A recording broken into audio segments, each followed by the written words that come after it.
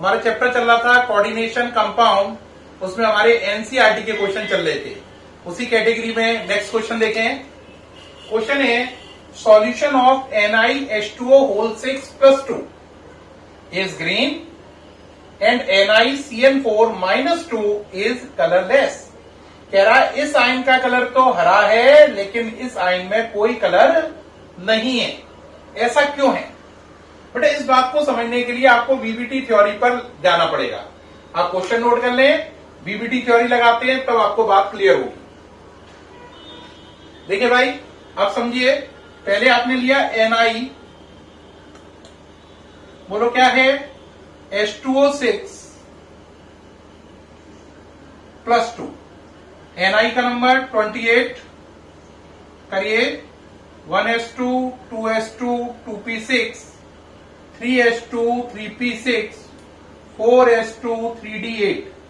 VBT theory लगा रहा हूं, यहां पे Ni का ऑक्सीडेशन नंबर निकाल लोगे, प्लस का 2 आएगा। Ni का ऑक्सीडेशन नंबर प्लस का 2, तो ये हो गया 4s0, 3d8।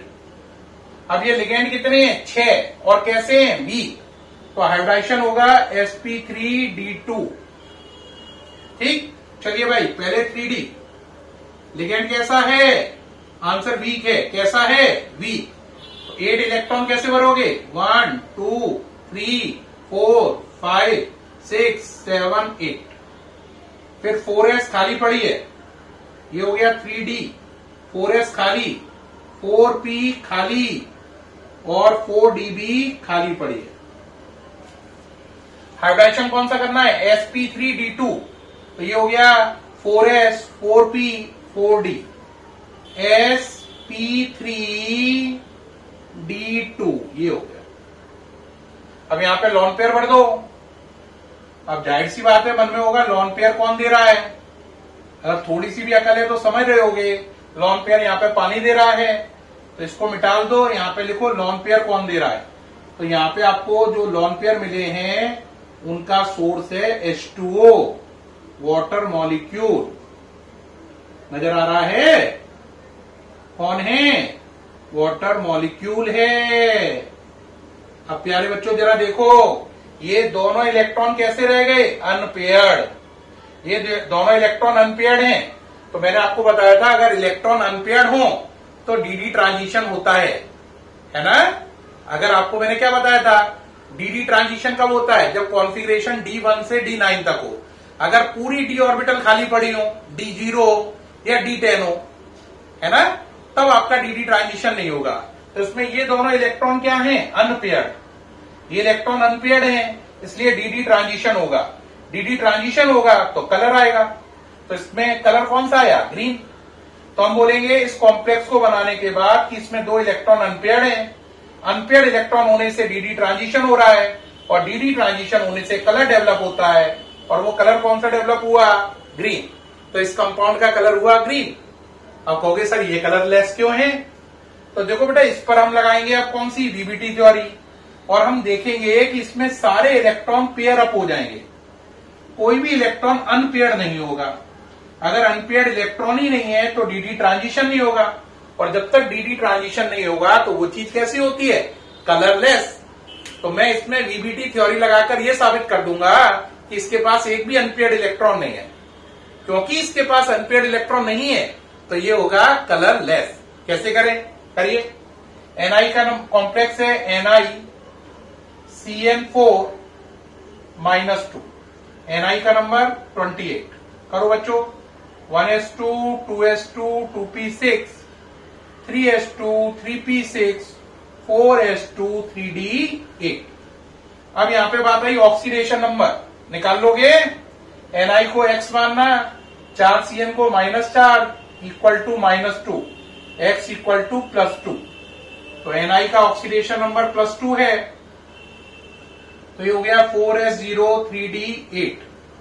कितने लिगेंड? 4। कैसे? स्ट्रॉन्ग या week? Answer strong.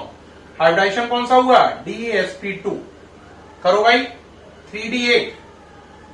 Ligand strong है, ये ध्यान रखना। तो कैसे भरेंगे? 1 2 3 4 5 6 7 8। ये 4s, ये 4p, और ये 4D।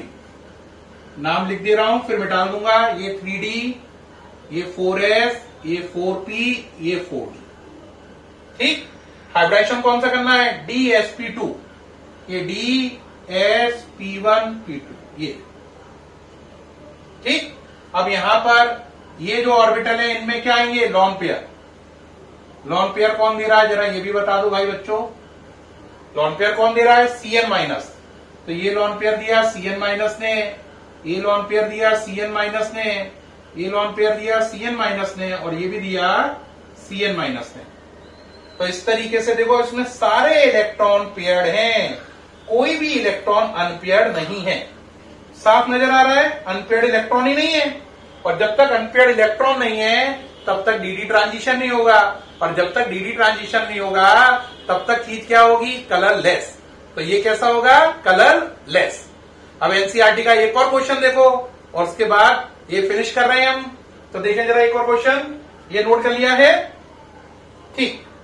अब देखें नेक्स्ट क्वेश्चन है FeCN6। क्या क्वेश्चन है? नोट करें।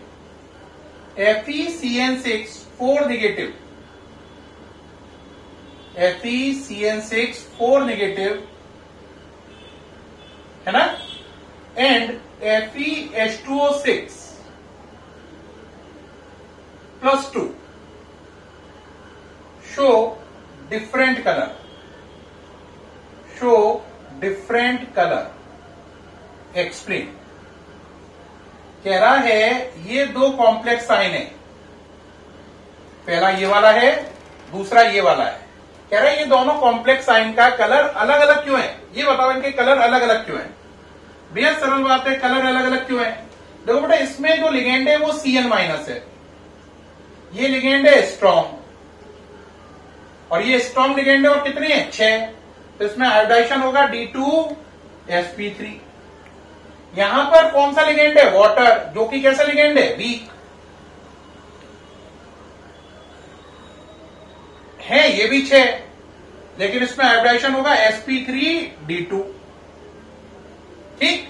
तो दोनों में हाइब्रिडाइजेशन अलग अलग होंगे क्योंकि लिगेंड एक में स्ट्रॉन्ग है, एक में वीक है। ठीक है। और दोनों में आयरन की ऑक्सीडेशन नंबर दोनों में सेम है, +2+2। तो जब आप इस पर वीबीटी थ्योरी लगाओगे, इस पर और इस पर, वीबीटी थ्योरी से इसे बनाओ, इससे बनाओ, तो दोनों के अंदर अनपेयर्ड इलेक्ट्रॉन अलग अलग निकलेंगे।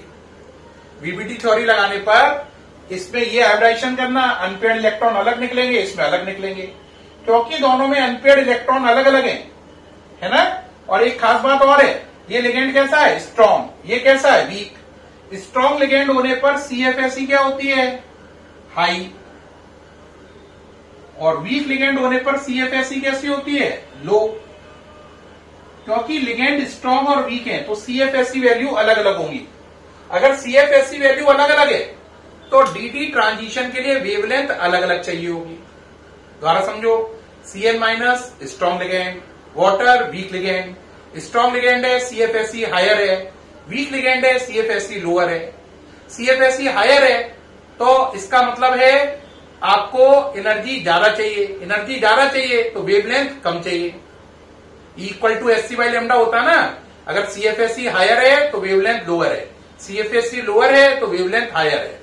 तो इसका मतलब इस केस में वेवलेंथ लोअर इस्तेमाल होगी, इसमें हायर, या यूं कह लो इसमें एनर्जी ज्यादा लगेगी, इसमें कम लगेगी। एनर्जी ज्यादा, वेवलेंथ कम, एनर्जी कम, वेवलेंथ ज्यादा। तो दोनों केस में वेवलेंथ क्या होंगी? अलग अलग। और हमें मालूम है वेवलेंथ के करस्पॉन्डिंग ही कलर होते हैं।